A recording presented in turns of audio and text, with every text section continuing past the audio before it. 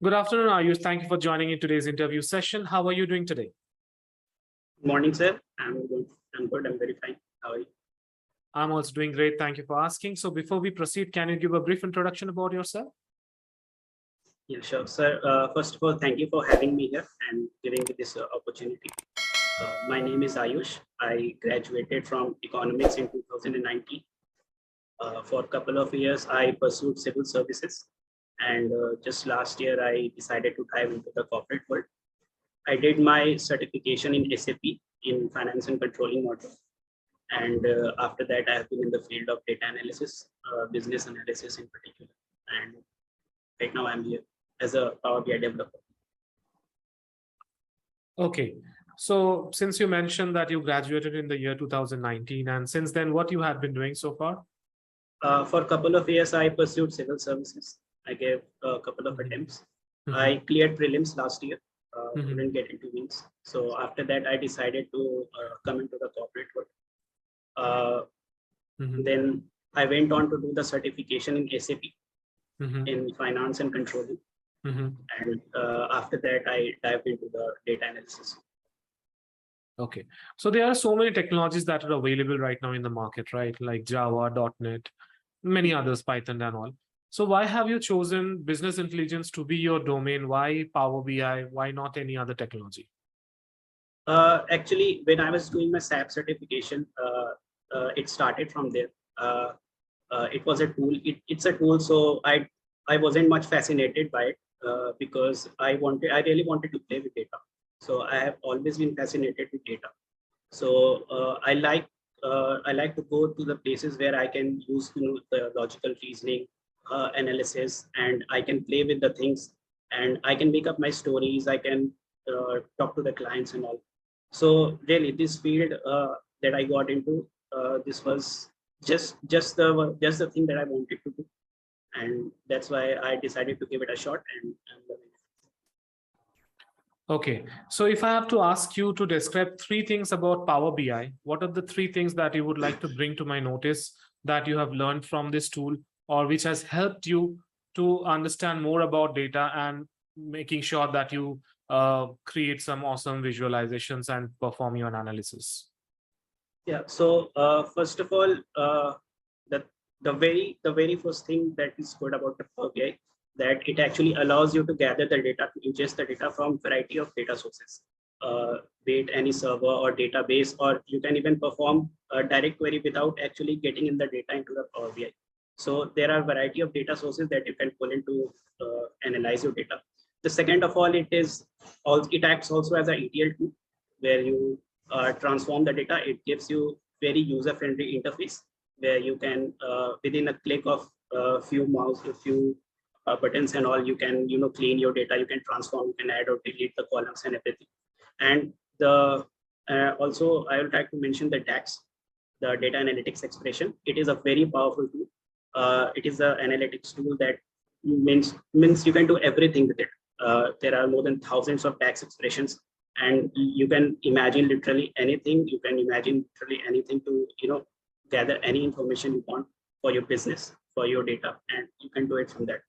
And the last one, I would say, it's the Power BI service, the cloud-based system of the Power BI, where you can build interactive dashboards, very powerful dashboards, which you can share with multiple developers with your team. Also, they provide you the services for streaming data, the real-time data. They also give you the benefit of the data flows. That is the Power Query on the online, basically. And it is independent of the data set. So that helps you in building different reports and not having to transform the data every time. And there are variety of other features as well. So when I looked into all the tools, I found it very impressive and easy to work with. And that's why I chose the Power BI. That's great. Would you like to talk about the project that you might have worked with Power BI? Yeah, so I worked on a mini project with my organization since I'm a fresher. I don't have experience. So I worked for a data on the bank. I worked on the Agile methodology with Agile flow. So what happened was that our Scrum Master, he came up with the data from the client with the bank. The bank was the client. So we had to look at the data, and we had to find out about the reasons why the customers are leaving the bank, why are they are exiting the bank. It was basically a churn data. So we had different columns, we had different tables, and we had to analyze it, and we had to find the insights into it, that why that which age customers are exiting the bank, which are not, and what is the pattern, what is the behavior that is common from what is the behavior that is common among the customers who are leaving the bank and who are staying in the bank, the product based or the service based and anything. So yeah, that was it, and we had to analyze that data. Okay, so you mentioned that you worked under the Agile methodology. Yeah. Okay, so can you describe how the sprint planning had been done in your project? What was the duration of the sprint, and what all activities that you had done in the entire Agile process? Can you explain it? Yeah, sure. So first of all, our Scrum Master, he was also our project manager. So he interacted with the client. He understood the entire project, whatever the business requirement was, the client requirement was, and the entire time frame that we had to do the analysis in. So he understood all the project, and he came to us. We had a meeting. He had a meeting with all the developers. We all developers sat down. So he explained the entire project to us. That was, the component of it, and we decided the complexity of the data. Then and there, we worked with it, and then we decided the time frame that we can, complete this project in this limited time frame, 4 months, 5 months. So we decided on the 5 months, and therefore we had to sprint our planning. So our sprint planning was for 2 weeks, and in those 2 weeks, our task was divided. We had an internal team. We were assigned a task, and we confirmed the task, and we worked on it. And there were daily scrum calls, and we had to join the calls and report our whatever we did every day. So we had to report our doings. We had the whiteboard as well, so we had to list what we did and what we did not. So there were the cases of blockers as well. So we dealt with it too. And at the end of the string, we also worked on the backlogs as well. So this is how the entire process went, and this is how our project was completed. Okay, and how many developers were involved in this entire project? We had 6 developers. Yeah, 6 developers. Great. So, right. So when we are working as a team, there are many a times that there are lots of opinions from different people, right? Yeah. Due to which it might lead to the rise of conflicts when you are working in a team. So in case it happens with you in future that you have been working in a team and there are some conflicts of opinions that is coming into picture, how are you gonna react to it or take this and resolve this issue if it happens? First of all, it is very important to understand the problems from everyone's perspective. What everyone has to say, everyone should have a say in the problem. So we have to sit, we have to do our scrum calls and scrum meetings and retrospective plannings and everything. So we have to listen to each of the voices, and then we have to come to a solution that is best suited for the client. And there could be many solutions for a particular problem. So we have to go through all the solutions one by one in the least time possible, and then we have to come to the better solution that is applicable to the client. And we should not be focused on our individual self or individual problem. We should always look at from the client's perspective. What do they want and what do they expect us to do, and we should do it accordingly. That's awesome.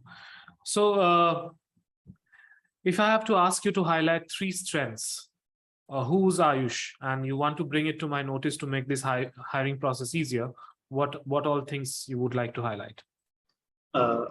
So first of all, I like to do things logically based. I'm very fascinated by analysis and logics, and I like to play around with the data and everything. Second of all, I like to find out the ways in which I can do the similar task in a less amount of time. I am very fascinated by the new methods, the new areas that I can explore. I just don't want to settle for the fixed data. I don't want to be rigid. I want to be flexible, and I want to learn everything. Going forward too, I don't want to settle just for the Power BI, the visualization and everything. If the requirement persists, I want to just dive into the other goals as well to learn other things as well. And then there's the hard working, and then there's everything, and I'm pretty good at it. That's great. Any weakness that you think that you might have? Weakness, yeah, there has to be some weaknesses. The weakness, okay. My weakness. Okay. So the weakness could be that I may be vulnerable to a few things, to the environment, to the people I'm working with. The environment, the effects. If I'm getting along with my peers, then that's good. But if I'm not, then I might have trouble settling in. I might have trouble in doing my job. But I can overcome that. I have been there before. I have learned from it, and I can overcome that at any end. Okay, that's great. So I think I'm done with the HR round. We'll start with the technical round. If you want to have a glass of water in between, you can have. Yeah, thank you, sir.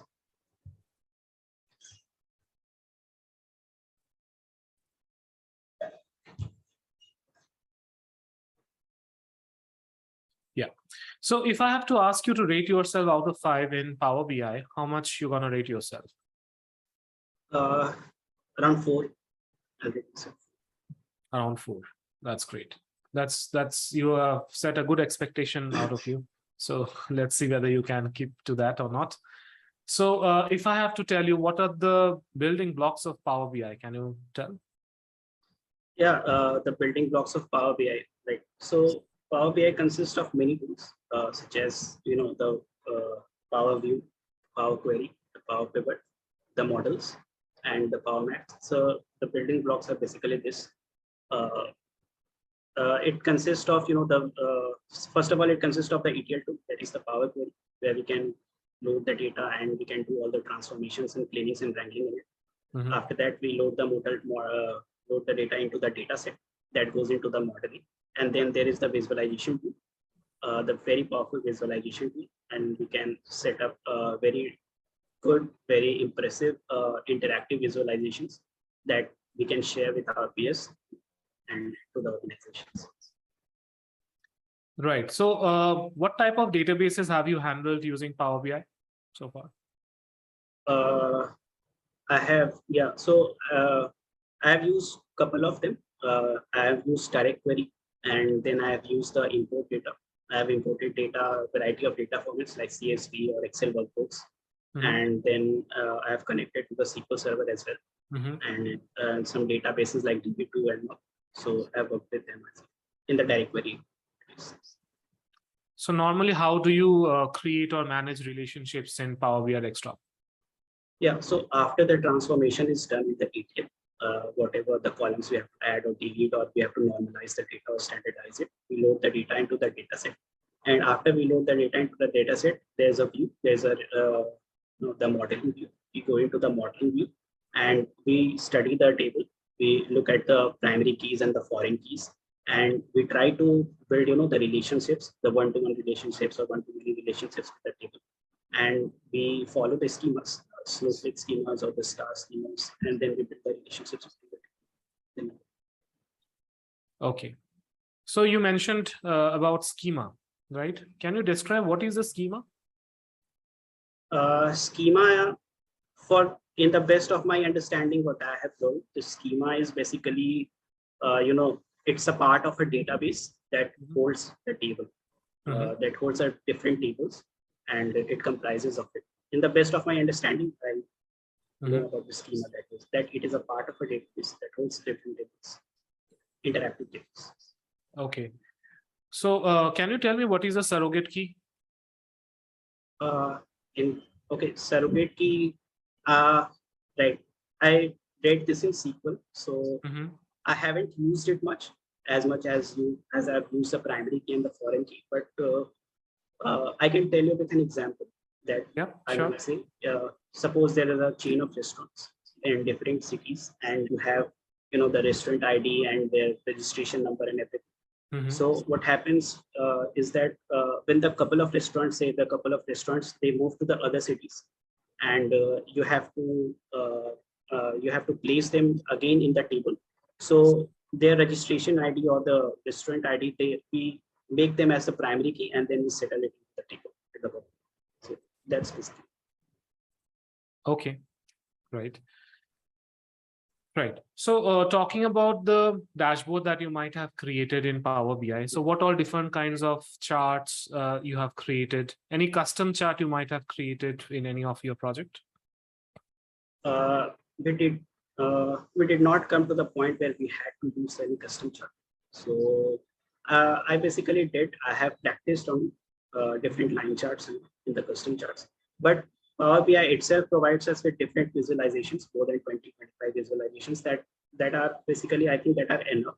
That are enough to the point of enough that we can use them to derive beautiful insights that are required. So I've created, the line charts, the column charts, the bar charts, pie charts, the donut charts, and everything, the tree maps, and everything. Okay.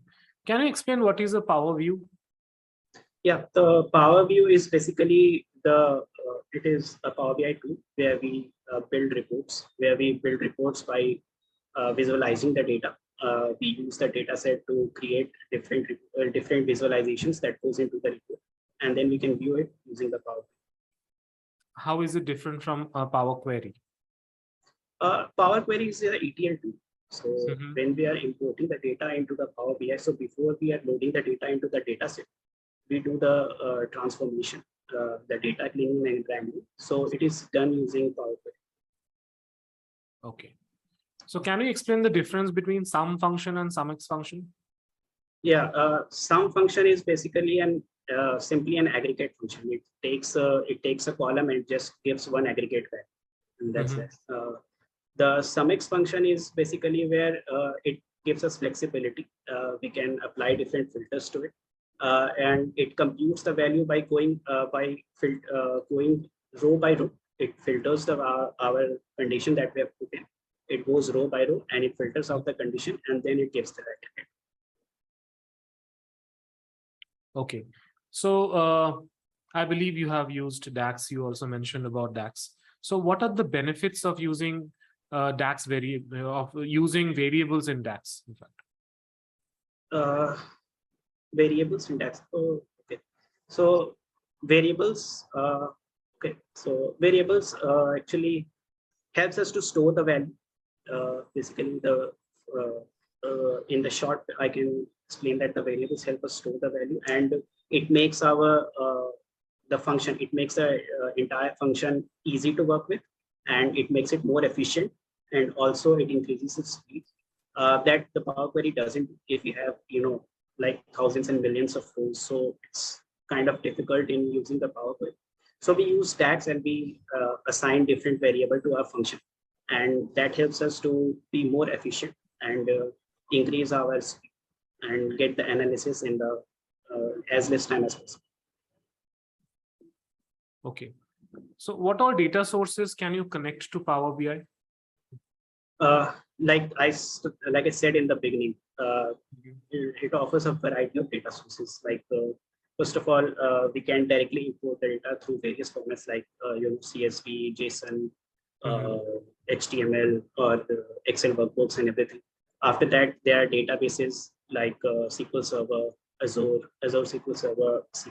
Then there is the DB2 Cloud, the PostgreSQL, and there are a variety of data sources that we can use. So, so right now there are two visualizations tools that are there in the market, like Tableau and Power BI. Are you aware of Tableau as well? Yeah. So why you think organizations would be using Power BI more and not Tableau? Why you are going for Power BI and not for Tableau? First of all, there's a case of user interface. I believe that Power BI is more user-friendly.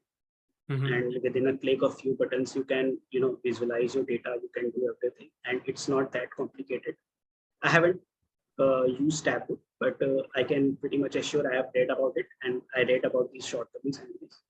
And second of all, Power BI has a very strong ETL, the Power Query, that we generally don't find in Tableau. So we can do all of the normalizations there, all of our standardization and cleaning of the data there. So it basically helps us to do everything at one place. We don't have to shift to other tools again and again for the different queries, for the different processes. So yeah, basically there are two differences that I can mention. Okay. What all different views that Power BI desktop contain? Different views. Mhm. It contains. Like we have report view, right? Oh, like that. The report view, the relationship view, and the data view. The report view contains all our visualizations. The relationship view contains our data that we have, made the relationship to using the schemas. And the third is the data view. Where we can actually, use the tax functions and everything, and we can see our table there. We can see our data there. Okay. And do you know about many-to-many relationships in Power BI and how to handle it? Yeah. So yeah, and so Power BI basically helps us to build, relationship cardinality. Cardinality refers to the uniqueness of a value. So I can explain many-to-many relationships as such that we have different types. So we have a primary key and we have a foreign key. So when the many instances of a primary key is related to the many instances of a foreign key in a different table, then that case is called the many-to-many relationship. Power BI generally don't allow us to build many-to-many relationships because it is not friendly and it is very inefficient, and it can compromise our analytics and compromise our project as well. So it helps us to build one-to-one or one-to-many relationships and many-to-many relationships in general terms. Okay, and are you aware that how the data security is implemented in Power BI? Yeah, so there are a few ways with the data security is applied. First of all, our data set is protected using encryption and password in the Power BI itself. Second of all, we have a component called manage roles, where we can assign, where we can filter our report, and then we can assign different users a particular view that this department of a particular organization, like financial department, should only look at the financial side. The sales department should only look at the sales side, like that. So that's there, the data security. And second of all, there are many things on the Power BI service as well. The administrator of the Power BI service, the cloud, they can filter out the usernames there as well for the dashboards, for the data sets and everything. So it gives a good flexibility for the administrators, for the developers as well, to share your data with whoever you like. Okay. So have you ever created row level security? Yeah, I have. Can you give an example? Yeah, so like I said, that suppose the finance department should only look at the financial view of that division. So we can filter, we can go to the manage row in our home tab. I believe it's in the home tab, or in the modeling tab. I believe it's in the modeling tab. We can filter our data there. We can select our table. We can select what our column or what our data particularly refers to. What should we filter it with, like all the financial data, like the revenue, profit, and everything. And then we can publish our data, and then we can assign users who can see that particular report, and we can share it with them. Okay, good. So Amol sir, are you there? Yes, I'm there. Ayush, yeah. Amol, can you please switch on your video because I can't see you? Sorry. Yeah. Yes, Ayush, can you describe your role as a Power BI developer? Yeah. So. Yeah, go ahead. Yeah, I can describe it by the project that I did. In the project, we had 6 of the developers. So when our project manager, when our Scrum Master came up with the project, and they made us understood the requirement of the clients, we were assigned different tasks. The task I was assigned was to build DAX measures, different DAX measures, and I had to study the table. I had to study the data very carefully, and I had to get through it all. And then I had to apply the DAX measures, different DAX measures. I had to create different columns and different measures in that. And then I had to visualize that data. I had to find out the relationship between the active customers and the inactive customers. I had to find out the reasons why the customers were leaving the bank, what age customers were leaving the bank, what age customers were in, and what products affected their their exit and their presence in the bank as well. Okay, have you got the chance to work on data transformation? Yeah, I had worked on PowerPoint. Okay. I didn't work in this project because in this project, this power transformation was assigned to the different people in my team. So I have worked on the data transformation. I have worked. Okay, great. And what were the data sources that you have connected with? I have connected with variety of them, like the CSV file, like the Excel workbooks, and then the SQL Server as well. I've done direct query as well. Okay, what is difference between direct query and another import query, right? Yeah. So- So in the import query, the entire data is fetched into the data set. Not only the data, but also the metadata. In the direct query, the metadata is not actually brought into the Power BI. We only bring in the the data set, not the metadata itself. The data is actually in the SQL Server only. So we perform all our analytics from there. okay, will you be able We, to explain the pros and cons between both? Yeah. So when like okay. So first of all, there is a storage issue. The import allows up to the 1 GB of data to ingest into the Power BI. If you have more than 1 GB, then you have to use the direct query method that allows up to, I believe, 10 GB without the pro and premium license. That allows up to 10 GB. This is the pro for the direct query method. The second of all, there is a con for the direct query method. I believe when you are after everything, when you are visualizing the data, then the Power BI has to go all the way to the SQL Server and it has to gather the data from the there. So it is slightly inefficient, slightly slow when you are visualizing compared to when you are visualizing the data from the Okay. Fine. Okay. Have worked on condition formatting ever? And what Yeah, is I have it? in the visualization tool. I have a condition. Yeah. Can you please explain how you used it and where? Anyone Conditional for like suppose I have created a KPI or I have created a bar chart. So I want to present it to the client so it is visually attractive, and you can see it and you can catch it. Like when you have created a with the colors that are not visually perfect, so you can look at the data and the client would go, no, I cannot see anything and everything.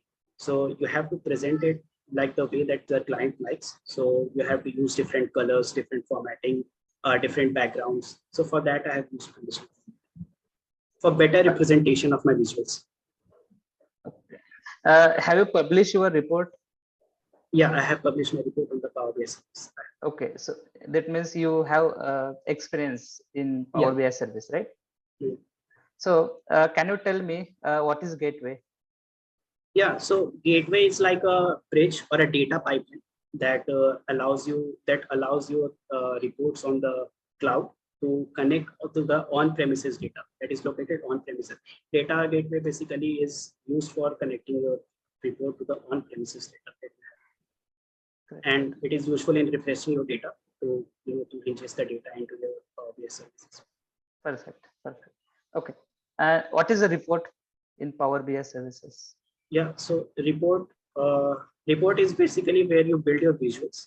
It can consist of many different sheets, and you can put in a very different visuals, and you can analyze your data. That's basically. Okay. And then what is that dashboard? Dashboard is actually the collection of visuals from the report. When you publish your data on the Power BI service, there are different reports. So you can pin actually the key reports, key visuals like the KPIs, like the cards or whatever that is most important to the business. You can pin your particular visual from the different reports to a dashboard, to a particular dashboard. And it is basically a viewable. You cannot filter or slice your data there, or it is basically a navigation tool as well that will bring you to the report. So dashboard is basically collection of visuals from different that you can share with your organization. Good. And is it possible to create all these dashboards and report from Power BI services? Yeah, that is possible. Okay, then why do we require using Power BI desktop? Power BI desktop for using in the Power BI service, I believe there are many features that require a pro and premium license. You can query your data from the Power BI service, but I believe compared to the Power BI desktop, they don't offer different visualizations, a variety of visualizations. There are limited visualizations there. So, but Power BI desktop allows 30 or 35 visualizations. You don't have the variety. Okay, good. What is difference between workspace? Have you ever created workspace? Yeah. Okay. What is different between my workspace and workspace which you have created? Right. So my workspace is the workspace that I create. Sorry, my workspace is the default workspace, and my workspace that I create. Then there can be a different workspace that I can create for myself. The workspace that I create for myself, I believe they offer more services like Power Apps. I believe I have tried to use the Power Apps through my workspace, but I wasn't able to download it. So when I use the app service, I could use it with the workspace that I created, and I believe I did almost all of my works from my workspace, the workspace that I created. Okay. I believe they offer you different, more services than the my workspace. Got it. Got it. What is Power App? Power App. Do you have? Okay. I will just wanted to know. Do you have it? Yeah, I created app. The app basically helps you to beautify your visual. I believe it allows you to present your data in a more attractive way. It gives you more space to visualize your data, whatever you have component you have on the left side of the Power BI service, create, workflow, and everything. It just disappears, and it gives you a better canvas where you can pin your visuals and you can share it at the Perfect. Have you embedded a report with SharePoint or internet? Yeah, I have embedded I have shared with my developers the report. I created a link and then shared the report at my place. That's it. Okay, Deep sir, I have done. If you have any question to ask. Right. So Ayush, before we end, just wanted to know that do you have any questions to any one of us? Right now. Okay. Not in particular right now. I may ask about, like I mentioned my weakness about the work environment, the peers that I work with. So I'd be really glad, I'd be really thankful if I could get the better working to good working environment to work with my peers. So that is all my concern, and I believe that's it. Absolutely. So when you will be working in a team, you will definitely come across people who will have similar mindsets like you, with whom your frequency will match. So I believe that when your wavelength matches with someone, at that time you gel up with that person, you can share things with them, and then it becomes a better environment at the workplace. So it's the communication that is very important. When you talk freely, talk and share about your ideas without getting into the politics of the industry, then I think life becomes quite easier in the organization itself. And I'm very sure that if you are selected, you will be working in a very healthy environment that will actually eradicate the weakness that you are thinking that is there in you. It is actually not a weakness. It is basically the environment that actually affects you when you are in that zone. So anyways, thank you, Ayush, once again for joining in today's interview. We'll meet very soon with the feedback session and we'll tell you exactly what are the areas of improvements for today's interview. Have a wonderful day ahead. Thank you, sir. Thank you so much for having me. Thank you. Bye.